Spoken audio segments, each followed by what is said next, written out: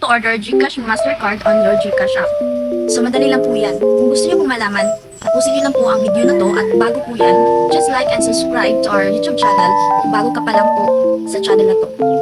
So, before that, let's have an intro.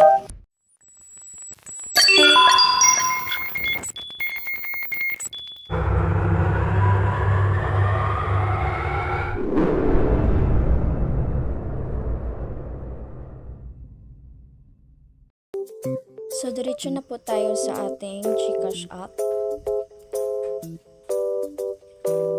And then, just put your MPIN.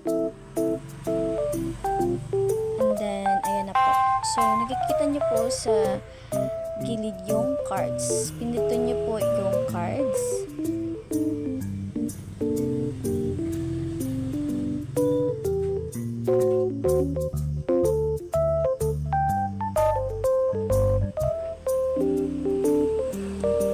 Sa baba po, may nakikita po kayong order a GCash card.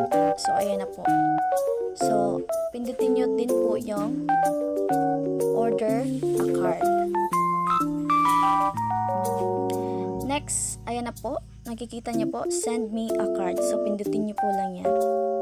So, nakikita nyo po yung Visa or yung ATM card nyo po sa GCash is meron na po yung pangalan nyo. So, yan na po yung updated nila sa GCash, ATM GCash nila ngayon. So, maganda po siya, makapal po siya, at mababayaran nyo lang po yan sa halagang 250 pesos. Sa part na to ay kailangan nyo pong ilagay yung delivery information nyo po kung saan i-deliver po yung GCash card. Lagay nyo po dito yung recipient name, yung magre-receive po ng card, yung mobile number, delivery address,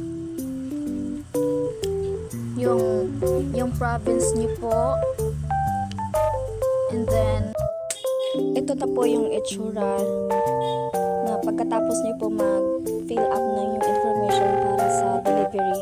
So, yan lang po yun. Babayaran niyo lang po yan sa halagang 200 pesos, and then just check that kanang small box sa left side, and then click confirm lang po. Yun lang po pagkatapos. Dahil meron na po akong GCash card, hindi na po ako mag-confirm, kaya ayan na po. So, salamat po sa iyong panonood, and thank you. Sana nakatulong po sa inyo. Sana wag niyo din kalimutang mag-like and subscribe sa aming YouTube channel. Thank you so much, and God bless.